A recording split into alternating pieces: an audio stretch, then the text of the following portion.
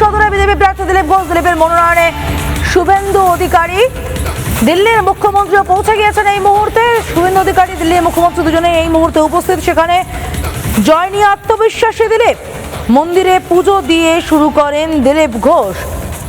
আর এই মুহূর্তে আমরা দিল্লির মুখ্যমন্ত্রী রেখা গুপ্তা এবং শুভেন্দু অধিকারী দুজনেই পৌঁছে গিয়েছেন। দিলীপ ঘোষ মন্দিরে পুজো দিয়ে শুরু করেছেন এবং জয় নিয়ে তিনি আত্মবিশ্বাসী তিনি জানিয়েছেন।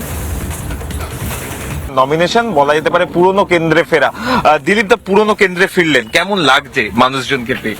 নতুন কিছু না, 2 মাসের জন্য আমি ইলেকশন লড়তে গেছিলাম, শুধু 1.5 মাসের জন্য বর্ধমানেতে। এছাড়া আমি 10 বছর ধরে আমি এখানেই আছি, সেই জন্য এই লোকজন দেখছেন, এরাও আছে, সাধারণ মানুষ আমাকে দেখে। আর নির্বাচন এসে গেছে, কোনো বিশেষ কিছু প্রচারও শুরু করিনি আমরা, সেভাবে পোস্টার ব্যানারও লাগাই না। সকালে যাচ্ছি, বস্তিতে বসে চা খাচ্ছি, আড্ডা মারছি, 2-4টা কথা বলছি, তাতে টিএমসি নড়তে আরম্ভ করেছে, এই পর্যন্ত। কালকে রাত্রে একটা ঘটনা ঘটেছে, সেখানে আপনাদের পতাকা ছিঁড়ে ফেলে দেওয়া হয়েছে, মানে এখন থেকেই কি ভয়ে ভুগছে? সারা পশ্চিমবাংলায় এটা করা হচ্ছে, বিজেপির প্রার্থীরা প্রচারে গেলে আটকানো হচ্ছে, মারপিট করা হচ্ছে, মাননীয় অমিত শাহকে পর্যন্ত কালো পতাকা দেখানো, স্লোগান দেওয়া হচ্ছে। তো ভয় পাচ্ছে যত, তত চিৎকার হচ্ছে। একটা বিষয় আসবো, মালদায় এনআইএ তদন্তে এসেছে, যে গ্রেপ্তার হয়েছে মুখ্যমন্ত্রীর স্টেজ থেকে, কিন্তু সিপিএমরা আবার এই তাণ্ডবকে সমর্থন করছে, মানে বিজেপিকে রুখতে তৃণমূল সিপিএম জোট।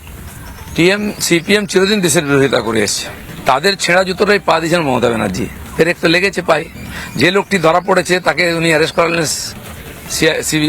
সিআইডি দিয়ে।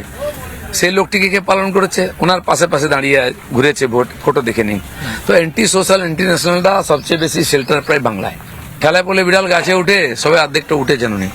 আর একটা প্রশ্ন, আজকে নমিনেশন দাখিল করবেন, আপনার সাথে অন্যান্য প্রার্থীরাও করবে, রেখা গুপ্তা দিল্লির মুখ্যমন্ত্রী থাকছেন, বিরোধী দলনেতা থাকছেন, তো সেই জায়গা থেকে দাঁড়িয়ে আজ থেকে কি প্রচারটা শুরু হয়ে যাচ্ছে?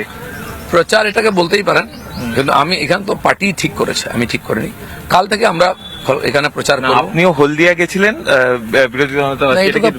পার্টি ঠিক করে কে কোথায় যাবে। মুখ্যমন্ত্রীরা আসছেন, সর্বভারতীয় নেতারা আসছেন, ভারত এক, বিজেপি সব জায়গায় একই রকম লড়াই করে এবং জেতে।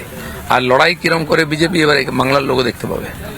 আর একটা প্রশ্ন, বহরমপুরে অধীর চৌধুরী তিনি নিজে প্রচার করতে গিয়ে তৃণমূলের বাধার মুখে পড়ছেন, তো কালকে রাত্রিরও গন্ডগোল হয়েছে, আজকে সকালেও গন্ডগোল হচ্ছে। আমার মনে হয় ওরা একটু অধীরদার গুরুত্ব বাড়াচ্ছে, উনি তো হারিয়ে গেছিলেন, যাতে ওখানে বিজেপিকে হারানো যায়। প্রথমবার প্রায় 27,000 ভোটের মার্জিনে জিতেছিলেন এখান থেকে, এই কেন্দ্র থেকে বিধানসভায়।